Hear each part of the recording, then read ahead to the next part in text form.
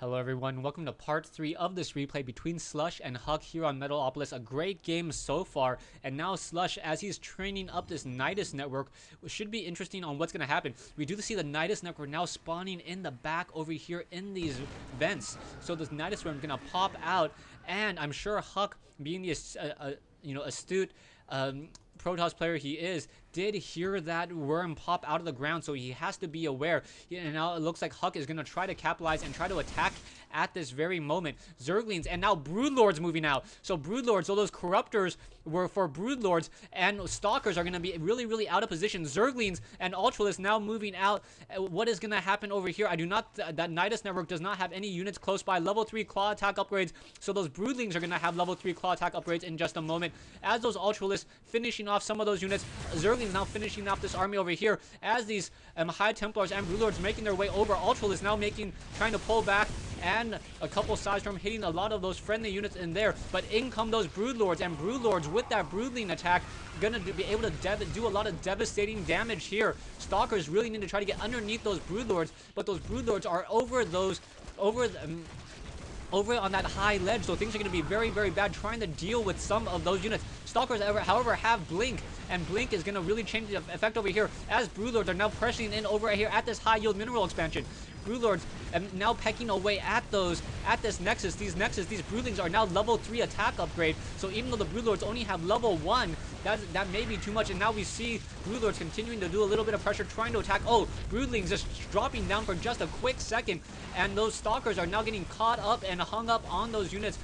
Is those Stalkers going to be able, and both sides with a 6,000 mineral army continuing to fight back and forth? But I cannot imagine where is rest of his units here. Production-wise, 28 Zerglings, as these Broodlords are continuing to just spawn more and more Broodlings, and Huk losing a lot of his Stalkers.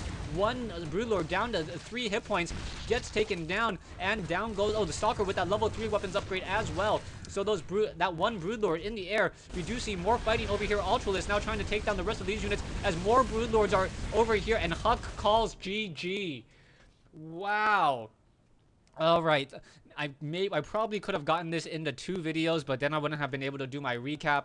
So here's my very long recap, trying to remember 30 minutes of gameplay going back and forth.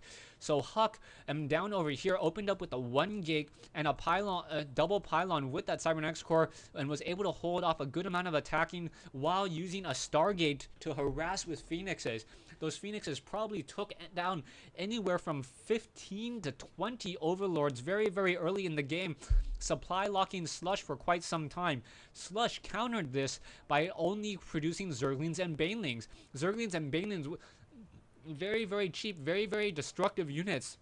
Once they're in position, and they got in position and just simply destroyed this whole entire front door area, caused a little bit of pressure, and then both players had to do a little bit of a respite and calm down and play sim StarCraft and rebuild their armies. They rebuilt their armies into what? Stalkers and High Templars versus Roaches and Hydralisks. That fight continued for quite some time, and that fight just continued back and forth, both sides taking heavy losses as well. We saw some great Psystorms throughout this whole entire game, and those Psystorms really well placed, took down a lot of those Roaches, and Slush tried to take it further, continued to research the burrow for those Roaches, tried to get every ounce of resource, or every ounce of minerals out of those Roaches, and try to deal as much damage as possible. That didn't work, so he transitioned momentarily into Mutalisks. Mutalisks were able to pick off a couple key High Templar, but really unable to do much more than that, as the High Templars started just Psystorming on top of themselves, and then merging into a Dark Archon, or into an Archon with 350 shields, so that those High Templars, or those Mutalisks, were getting destroyed by that Psystorm.